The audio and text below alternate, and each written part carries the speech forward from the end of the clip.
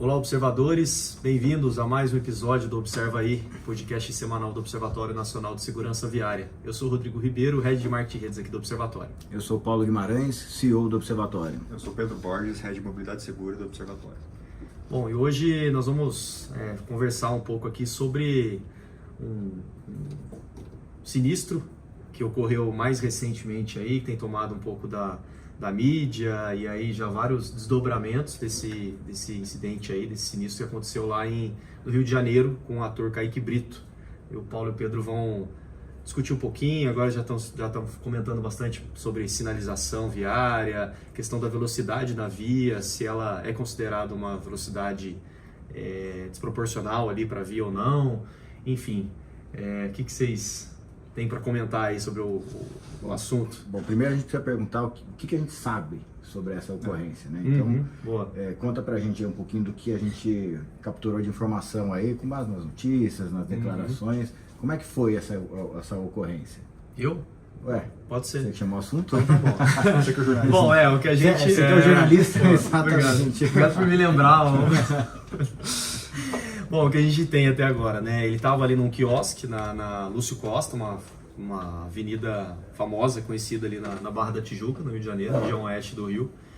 Tava ali com Bruno De Luca, né? Outro ator também, enfim, com outros amigos. E o que a gente tem de informação foi atravessar a via para ir até o carro dele. Num primeiro momento ele já quase foi atropelado, nessa ida até o carro.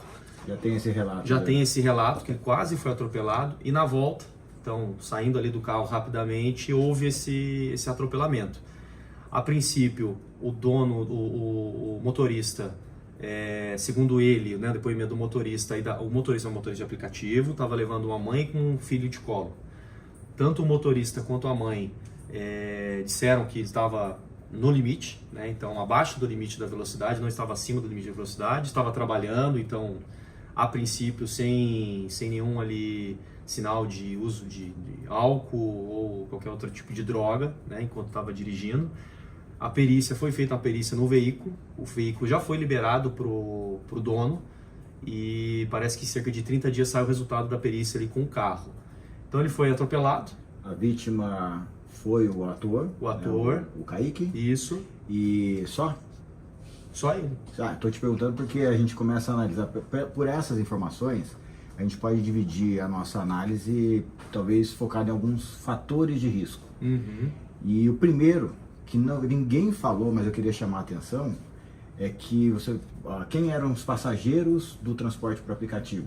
Uhum. Era uma mãe com um bebê de colo. Uhum. Né? Foi isso que está na matéria. Então, eu tenho certeza absoluta que esse bebê estava fora. Não tinha uma cadeirinha. Não tinha uma cadeirinha.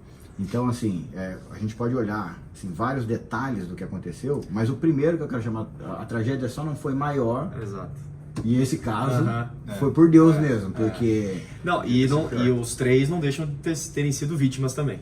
Né? Isso, todos envolvidos. Né? Mas eu fico pensando, né, Pedro, se não fosse um ser humano que tivesse sido acolhido por essa colisão ali, se a pancada não fosse num ser humano, se fosse num objeto rígido, como por exemplo um carro dando ré, né? A gente pode olhar depois a imagem ali da hora. Tem algumas vagas, né? Carro entrando, saindo. Vagas em ângulo do lado esquerdo, né? Vaga de estacionamento em ângulo do lado esquerdo. Mas a gente já entra na questão da infraestrutura. Mas se fosse um objeto rígido, provavelmente a gente teria uma criança de colo entre as vítimas dessa ocorrência. Então, sim. Primeiro ponto que eu queria chamar a atenção. Certo, Pedro? Corretíssimo. Aí tem a questão do ator.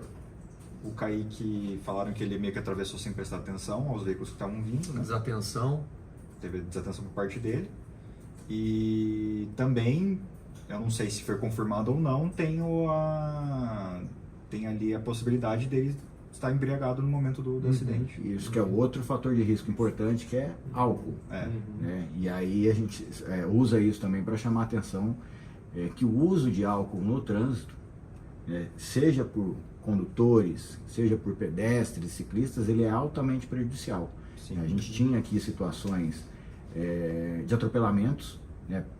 Pessoas que, como é que fala? Sem teto, né? Essas pessoas que andam pelas ruas e tal, muitas vezes sob influência de álcool, andando entre os carros, Então isso representa também um fator de risco quando a gente fala do álcool, não associado ao condutor, ao motorista, mas aos outros atores.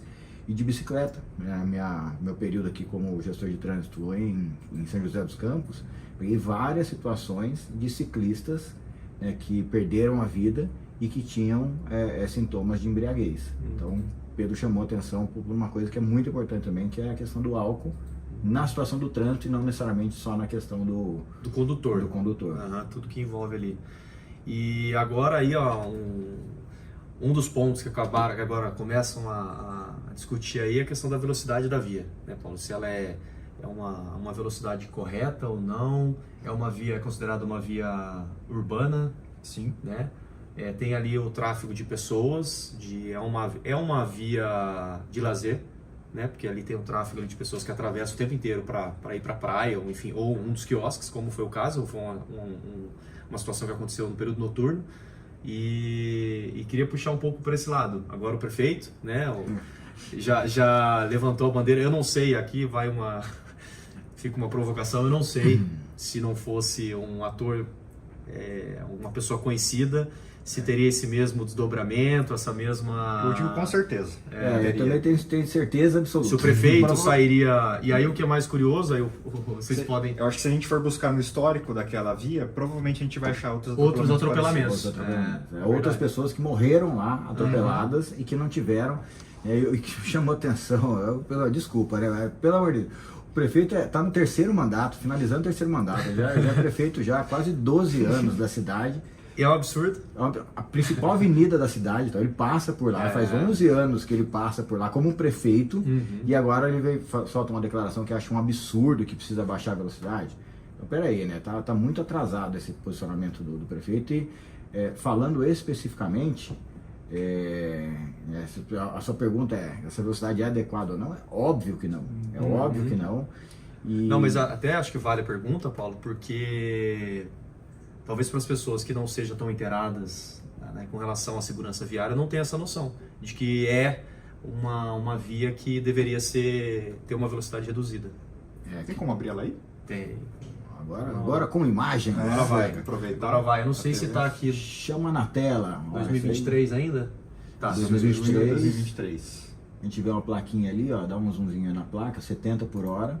E o que chama atenção... Você tem que dar rola. Isso, 70 por hora. Isso em junho de 23, né, Paulo? Isso, fecha aqui, ó. Fecha aqui pra gente. Não, nem vi que tava ali. Isso é no mouse. Fica aqui, ó. Não, peraí. Não vi que tava aqui. O Rodrigo é ruim de Vamos lá. Mesmo. Aí. Mas ó, uma coisa que chama atenção aqui, ó. Em novembro de 22, a gente puxando aqui pelo Google, clica ali, ó. Novembro de 22. Não tinha a placa de velocidade. Dá um zoom aí no poste. Já não tem a... não tinha. Não tinha a placa de velocidade. Então a gente tentou resgatar aqui desde quando é 70. Ó o ângulo que os carros param. Volta lá, 22. Volta 22. Olha, esse aí tá até o contrário do contrário ainda. Caramba, hein? Imagina você saindo de ré aqui numa via onde as pessoas estão trafegando a 70 por hora. E a faixa de esquerda, que é a faixa de ultrapassagem, né?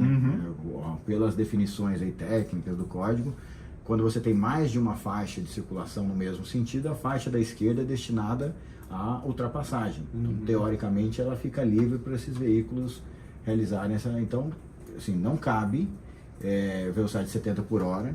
Isso vai totalmente contra todas as tendências nacionais e internacionais. Sim. Inclusive, né, Pedro, a gente tem aquela ação de advocacy. Como é que tá isso aí, falar nisso? Vou ler um parênteses aqui. Eu acho que agora está na questão de tentar... A PL ela foi apensada a muitas outras PLs, então a gente está nesse esforço de tentar desapensar ela para ela que seja analisada de forma individual, porque a gente acredita que é um projeto de lei muito importante. E a gente já falou em episódios anteriores, a ideia é realmente passar uma adição ao Código de Trânsito Brasileiro para não permitir mais você ter uma via de 70 por hora dentro do perímetro urbano. Tentar reduzir isso para 50 por hora. Mas assim, a gente olhando para cá, para essa via, tem conflito entre carros, tem conflito dos carros com os pedestres que estão indo para a praia a pé. Inclusive não vejo uma faixa de pedestre, uma travessia elevada. E também tem conflito entre os carros e os ciclistas. A gente tem ali uma ciclovia, mas muitas vezes esses ciclistas também precisam atravessar a avenida, né? O que a gente tem de cara, quando a gente faz uma definição da velocidade regulamentada de uma via, a gente precisa levar em consideração, são 3 elementos principais. As características físicas, as características operacionais e a percepção dos usuários com relação à sensação de velocidade. Isso tem uma técnica para isso, chamada 85 percentil, que é quando você monitora a velocidade praticada naquela via, porque você leva em consideração também a sensação das pessoas quando isso se aplica a vias que não têm a velocidade regulamentada. Então, o que você está querendo dizer é que às vezes na prática os próprios motoristas não circulam a 70 por hora. Isso. Às vezes esse levantamento vai mostrar que os caras já circulam ali a 50. Aí você mede que em até 85% dos casos as pessoas trafegam até essa velocidade. O que acontece? Essa é uma técnica. Então assim, eu tenho uma via nova, tá?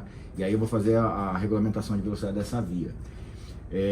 Eu preciso definir, eu tenho já uma diretriz, que é isso que a gente está tentando mudar no PL do Código. A diretriz fala o seguinte: para vias arteriais, por exemplo, essa aí tem uma característica de via arterial, porque ela interliga regiões da cidade, é uma via com fluxo de passagem, apesar de um adensamento, ter muita travessia de pedestre e tal, mas é uma via de passagem. Então ela, pelo código, se ela não tiver nenhuma placa, a velocidade dela é 60, tá? Pelo Código de Trânsito. Então você parte disso, tá? O que a gente está tentando mudar no PL é partir dos 50 e não dos 60. Sim. Basicamente é isso que a gente está propondo lá no PL. Mas eu parto desse princípio, mas eu preciso analisar as características físicas e operacionais. Então isso está definido numa resolução do Conselho Estadual do Conselho Nacional de Trânsito, em todos os manuais técnicos que a gente tem acesso, desde a década de bolinha lá, que a gente se utiliza dessas técnicas. Então você tem que olhar a característica física operacional. Qual que é a característica operacional? É uma via de ligação, ela tem aí, você vê pela própria foto, incidência de veículos pesados, você tem uma característica de fluxo intenso, então você analisa como as pessoas utilizam essa via. Você tem característica operacional de travessias esparsas, você tem quiosques distribuídos ao longo da orla, você tem uma série de elementos aí que definem essa característica operacional. Então você fala assim, opa, peraí, 60 por hora, que é a diretriz de velocidade, em condições normais de temperatura e pressão. Como eu tenho esse monte de elemento que vai contribuindo para afetar a característica operacional, então a gente precisa ir fazendo essas avaliações. Então essa é uma avaliação que é feita. A outra avaliação é característica física. Então ela tem curvas horizontais e verticais. O que é uma curva horizontal? É uma curva. Então ela não é uma pista sinuosa, né? Como ela vem na orla, então ela tem uma geometria mais retilínea. Ela tem curvas verticais. O que é uma curva vertical? É morro, né? E isso interfere, por exemplo, em visibilidade de travessia. Então ela também não tem, é uma via de orla, né? Uma via que ela acompanha ali o nível do mar. Então ela não tem essas características físicas, mas ela tem estacionamento liberado, em ângulo no canteiro central. Ela tem ali a ciclovia, né, que é uma infraestrutura ali que corre ao longo, ali, como o Pedro chamou a atenção. Então, assim, no final das contas, nunca essa velocidade poderia ser 70, né, em condição nenhuma. Ainda mais porque, neste caso, a lógica da legislação foi invertida. Você parte de 60 para menos. Você tem até a possibilidade, e o Código de Trânsito te dá ao gestor essa autonomia de regulamentar velocidades acima daquela que é a velocidade diretriz. Mas não é o caso, porque as características físicas e operacionais não determinam isso. Tá? E aí, só para matar a questão do 85 percentil, então você olha para tudo isso, faz uma avaliação, e aí é uma avaliação de interpretação mesmo dos engenheiros, e aí você mede o 85 percentil. O que é isso?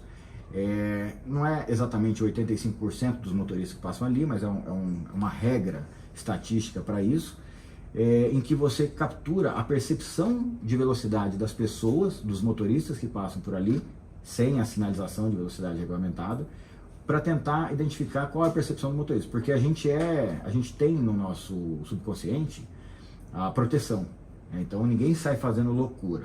85% percentil representa a massa da sociedade, que preza pelas suas condições de segurança. Tem os outros 15 percentil, que são as pessoas que aleatório, o cara excede mesmo, não adianta ter placa radar que ele vai exceder. Então você olha para isso e aí você junta todos esses elementos para poder fazer a definição de velocidade. Só falando dos limites CTB, o CTB prevê 70 por hora em áreas urbanas para vias expressas. Só que olhando para essa imagem aqui, essa via não tem não se características enquadra de vias como uma expressas. via expressa. Porque uma via expressa não tem estacionamento, não tem pessoas atravessando. Não tem acesso ao Não tem lote de meio, acesso. né? Essa é uma característica das rodovias expressas. E aí a gente, analisando, né, algumas estatísticas, e aí tudo vai para o campo da engenharia. A gente tem aqui uma estatística de que, deixa eu pegar aqui direitinho, o percentual de chance de sobrevivência quando você tem uma definição diferente de velocidade. Então, estou tentando achar aqui, mas quando você tem uma via regulamentada em 50 km por hora, a chance de sobrevivência a um atropelamento é de 15%. Então, a 50 km por hora, se você for atropelado, você tem 15% de chance de sobreviver. Se for a 30 por hora, essa chance aumenta para 80%. Então, olha só a diferença. E isso tem uma explicação, que eu estou pegando aqui na minha cola, de engenharia. O que acontece? Você tem um tempo. O que é a velocidade? A velocidade é a distância pelo tempo, certo? Então, são as duas componentes que resultam aí na velocidade. Você tem, falando em tempo, um tempo de percepção de alguma coisa, um tempo de reação, e o tempo de frenagem, falando de velocidade versus frenagem. Então é assim, você está lá dirigindo a determinada velocidade. Aconteceu alguma coisa inesperada, o seu cérebro precisa identificar que você precisa reagir àquilo. Então, eu preciso frear. É isso que o cérebro fala. Entre você pensar isso e pisar no freio, já tem mais ali alguns milissegundos, milésimos de segundos, alguma fração ali de tempo que determina isso. E a hora que você pisa no freio, aí você tem toda a distância de frenagem que pode variar se o seu veículo tem ABS ou não tem ABS, e isso interfere também. Então, pegando aqui casos, que aqui é um caso médio, tá? Não está aqui separado por ABS e sem ABS. Quanto maior a velocidade, maior a distância que você demora para poder ter essas reações. Porque o seu tempo de reação é sempre o mesmo. Então, se você está devagar, você anda pouco. Se você está rápido, você anda muito. Essa é a lógica. Então, a 70 km por hora, o tempo total de parada, segundo esses estudos aqui, da Federal do Rio Grande do Sul, concorrente aí do Pedro, a gente leva 43,5 metros até parar. Então, estou a 70 por hora, estou super atento, aconteceu alguma coisa. Eu tenho aí 43 metros até eu conseguir parar o meu veículo. Isso a 70 km por hora. Então, o que aconteceu ali se essa travessia aconteceu a menos de 43 metros, da onde o veículo estava, a hora que ele percebeu que o ator estava atravessando, ele não teve condição de parar. Isso a engenharia já demonstra. Agora, e se fosse 50 por hora? Essa é a pergunta. Então, olha só, a 50 por hora, a distância total de parada cai de 43,5 km para 26,2 km, 26,2 km, metros. Ou seja, traduzindo ali uma questão de ordem prática, se eu estou a 70 por hora, eu demoro quase 2 postes para conseguir parar o meu veículo. Se eu estou a 50 por hora, em menos de um poste de distância, eu consigo parar meu veículo. E essa é justamente a diferença entre aconteceu ou não um atropelamento, e no caso do Kaique, a gente está desejando aí que corra tudo bem para ele, mas a diferença entre a vida e a morte. Sim. E o absurdo para mim aqui também, vocês falaram da velocidade, claro, que é um absurdo, mas a sinalização, né, Paulo? Você fez os resgates de datas anteriores e não tinha nem sinalização, pô. A sinalização é o mínimo, né, Paulo? Não tinha nem sinalização. É o mínimo. E realmente, a gente teve, que dia que a gente teve? Eu estive no Rio já uns tempos atrás, quando a gente foi fazer no Rio Ônibus. E me chamou muita atenção, porque dá gelo na barriga, o aplicativo, o táxi andando a 70 por hora, a gente circulou aí usando esses meios, E tá tudo bem, ele estava dentro da velocidade, mas pra gente... É que tem uma- rápido. é muito rápido. É, É peguei muito rápido. muitos táxis também lá e transporte por aplicativo no Rio e de fato a velocidade ali é... E é isso, para eles tá tudo bem, né? Estão acostumados ali com essa... E assim, do ponto de vista do gestor público, e às vezes essa é uma atitude, colocar 70 por hora, ceder a pequenos grupos de pressão. Uhum. Porque a maior parte da população, se você colocar aí uns 50 por hora, e aí a gente vai lá no 85 percentil, para a população, 50 por hora é uma velocidade adequada. Tanto que você vê, às vezes, o aplicativo, o táxi, costurando no trânsito, porque as pessoas estão mais devagar do que a velocidade máxima regulamentada. Uhum. Bom, é isso então. Algo mais, Pedro, sobre esse assunto? Eu acho que é isso. Não? Isso, Esperar Paulo. os desdobramentos aí. Esperar os desdobramentos. Se tiver alguma atualização muito significante aí, a gente volta a falar sobre isso aqui também. Uhum. Beleza? Isso aí.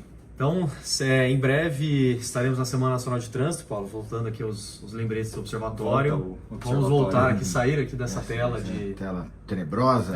Aí. Sai daí. Aí você que está só escutando o nosso podcast, vai lá assistir, porque agora com imagem. Com imagens aqui uma tela aqui de apoio pra gente. A gente estava explorando um pouco aqui o local do sinistro ali. Bom, Semana Nacional de Trânsito está aí, batendo na porta já. Lembrete, nós estamos com todos os materiais, mais uma vez produzidos, estão bem bonitos. Tem vários materiais aí para vários tipos de aplicação. Estão disponíveis gratuitamente no site do Observatório, então acessem lá o nsv.org.br. Lá vocês preenchem rapidinho um formulário e podem baixar todos os materiais e usarem à vontade aí na sua empresa, prefeitura, com um grupo de amigos aí, familiares. Tá bom? Usem à vontade. Em breve teremos um novo webinar, né, Pedro? Um webinar em parceria com a Abraciclo. Já realizamos alguns webinars esse ano. E esse próximo é da Abraciclo, né, que é uma grande parceira, uma treinadora aqui do Observatório. Eu queria que o Pedro falasse um pouquinho, desse um geral aí do que vai ser esse webinar. Então, esse webinar vai acontecer no dia 22 de setembro, sexta-feira, da Semana Nacional de Trânsito. E nessa sexta também vai ser o Dia Mundial Sem Carro. Então, nessa sexta, às 10 da manhã, dia 22, vai ser o webinar Guia do Ciclista Seguro, em que a gente vai ter como convidado, como apresentador, o Alan Siksik. Ele é das Relações Institucionais da Abraciclo. E ele vai apresentar esse guia pra gente, para todos que forem participar. É um material da Abraciclo. É um material da Abraciclo. Eu acho que eu falei sobre ele uns 2 episódios atrás, que eu trouxe uma dica que estava lá nesse guia. É um material muito legal, muito completo. Já é a segunda edição dele. Foi lançada mês passado e o Alan vai apresentar esse material lá pra gente. Legal. Então, hoje estamos aqui dia 6 de setembro. 6, Hoje ainda abriremos as inscrições lá no site, mas faremos todas as divulgações aí também nas nossas redes sociais. Fiquem atentos aí. E também uma outra ação que nós estamos realizando aqui com o Parque Tecnológico, né, Paulo? Em parceria com o Parque Tecnológico e Yamaha. Para quem não sabe, o observatório está sediado aqui no Parque Tecnológico São José dos Campos. Temos acho que mais de 400 empresas aqui, Paulo, 350 empresas. Mais de 400. Mais de 400 já, né? Então a movimentação aqui é gigante, principalmente aqui no estacionamento. E nós faremos aqui uma ação em conjunto com o Parque, com a Yamaha. Queria que o Paulo falasse um pouquinho sobre essa ação, Paulo. Na verdade, a gente tem aí uma parceria que a gente está desenvolvendo para tratar, né? A gente sempre tenta buscar ações que tratem daquelas coisas que são mais urgentes. E a gente tem hoje o grupo de vítimas, o maior grupo de vítimas aí de trânsito e tal, enfim, são os motociclistas. Então é uma iniciativa que a gente vai procurar passar para os motociclistas, né, principalmente esses que estão no nosso entorno aqui, os residentes do Parque Tecnológico. A gente tem bastante gente que anda de moto aqui, conceitos de segurança, e a ideia é que a gente faça uma aula teórica, né? Então a gente vai ter essa aula teórica na terça-feira da Semana Nacional de Trânsito, e depois na quinta-feira uma aula prática, né? Aí experimentação de frenagem, slalom em cones, tudo isso para desenvolver e despertar técnicas, né? Eu já fiz algumas vezes cursos como esse, e realmente para quem anda de moto é muito importante, porque você recebe uma dica ali às vezes de uma pilotagem, um piloto profissional, que é uma coisa que passou despercebido para você a vida inteira. Eu lembro de uma que ficou muito... Eu fiz uma vez lá em Indaiatuba, na pista de provas da Honda, e uma coisa que me chamou muito a atenção, e eu uso até para andar de bicicleta, tal, isso é legal. Você sempre olha quando você está andando de moto, para onde você quer ir e não para onde você está. Então o giro de pescoço, o direcionamento do olhar, como a moto ela tem um sistema dinâmico de equilíbrio, né, é diferente do carro. O carro é estático, tem 4 patas, né? Ele fica paradinho ali, ele não tomba. A moto não, ela depende do equilíbrio dinâmico. E o seu corpo faz parte desse equilíbrio dinâmico. E o seu corpo é direcionado pelo desvio do seu olhar. E é coisa assim, depois que alguém te fala, você vê que é óbvio. Mas isso é uma coisa que me chamou bastante atenção. Então essa e outras dicas de segurança, de pilotagem segura, vocês verão aí no nosso curso de pilotagem segura, promovido pelo Observatório Parque Tecnológico, em parceria com a Honda Yamaha. A Honda não, Yamaha. A Honda foi o que você fez, ó. Não, mas eu falei aqui de empresas, mas lembrando que o parque também tem várias instituições de ensino, então o público são os motociclistas, é um público sensível aí no trânsito, e os jovens, né? Principalmente os jovens aí, então esse público espera que a gente consiga impactar aí, né, Paulo, esse pessoal. Chegou no momento aqui da dica, curiosidade da semana, vai saber do Pedrão aí qual que é a dica da semana em mobilidade. Trazer segura. mais uma dica de rodovia. Não tem como, né? A gente Não, mas é bom trafega na porque Dutra todo dia. estamos prestes estamos aí na porta aí de um feriadão, né? Prolongado, acho que vale a dica. Boa. Vale a dica. Dicas para o feriado. Então, hoje vindo para cá pro parque, eu e o Rodrigo, a gente percebeu alguns peregrinos já indo a pé para Aparecida. Foi até um assunto que a gente comentou Mas semana passada. Aparecida é 12 de outubro. Os caras já os Os caras andam mais devagarzinho. Manda devagar, fala. E aí eu lembrei de uma estatística que fala que a maioria dos atropelamentos ou impactos entre carros e ciclistas são ou nas saídas, pistas de desaceleração, ou em pistas de aceleração, porque às vezes o condutor está tão preocupado com os outros veículos que já estão na via, eles acabam não prestando tanta atenção em algum possível pedestre que está saindo do acostamento e ali atravessando nessa pista. Então, minha dica é tentem focar mais a sua atenção em saídas e entradas de rodovia, que são ali os lugares mais graves de atropelamento e de conflito com ciclistas. E uma coisa interessante, quando você tem essas rodovias que recebem peregrinos, o que acontece? Eles circulam, percorrem grandes distâncias e com o esforço do próprio corpo. Então, a fadiga, principalmente aqui na chegada ao santuário, né, eles estão muito fadigados. Então o que acontece? O peregrino ele chega meio que no automático, seja pedalando ou seja caminhando. E uma travessia, às vezes, o Pedro falou de acessos, às vezes você tem aquelas agulhas, né, então você está na rodovia, você tem uma agulha para estar numa marginal e tal, eles vêm caminhando devagar e eles estão meio que quase que num transe, por conta da questão religiosa, por conta do desgaste físico, e eles atravessam, e atravessam sem olhar, porque estão nesse momento quase que um transe, e devagar. Então, a percepção do motorista ela tem que ser redobrada, né? O cuidado com o motorista tem que ser redobrado. E você tem dois tipos de características quando você tem uma travessia. Crianças tendem a voltar. E idosos tendem a completar a travessia. Isso é uma orientação importante também. Então, quando você está circulando como motorista, né, e tem alguém que faz uma travessia inesperada e inadequada, provavelmente, se for uma criança e ela se assustar com o carro, a reação dela vai ser voltar. E se for um adulto, uma pessoa mais de idade, a tendência é ela concluir a travessia. Nos dois casos, isso gera uma indefinição, uma incerteza para onde vai. Sim. Então é um momento de alto risco. Tomem cuidado. E ainda mais, acho que imagino, quando chega próximo ali da Basílica, né? A pessoa ainda se emociona, junta a emoção com cansaço, enfim, pode piorar ainda mais ali essa travessia, né, Paulo? É isso. A desatenção aumenta, imagino eu. E a curiosidade? Nossa, a curiosidade, eu fiz um estudo aqui, porque essa semana a gente comemorou 66 anos de uma virada do avesso da Suécia, que é a nossa principal referência aí em segurança no trânsito.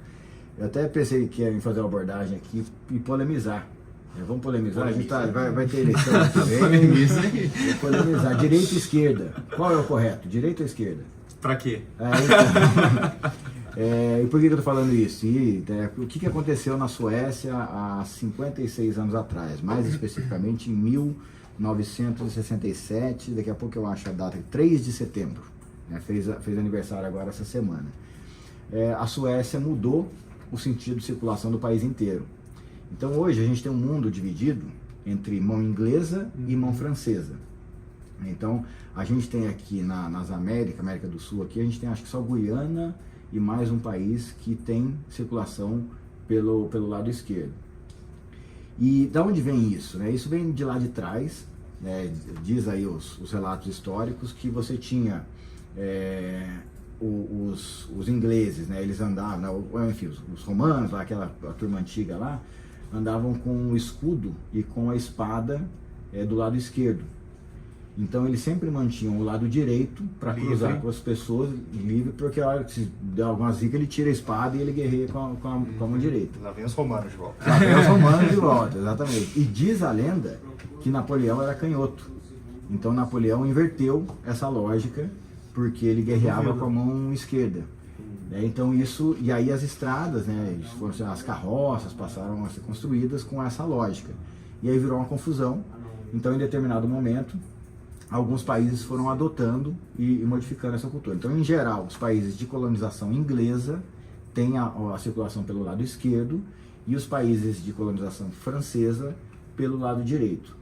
O Brasil, por incrível que pareça, tinha os dois, até 1928, quando teve um decreto presidencial que determinou a circulação pelo lado direito. Isso em 1922, que data que eu falei? 28. O que aconteceu na Suécia? A Suécia nunca foi fabricante de veículos. Ela sempre importou veículos. Ela nunca teve agora tem, mas na época não tinha fábrica, importava muito veículo, né? E eles importavam da Finlândia e da Noruega, que tinham o volante do lado esquerdo, ou seja, a circulação é do lado direito.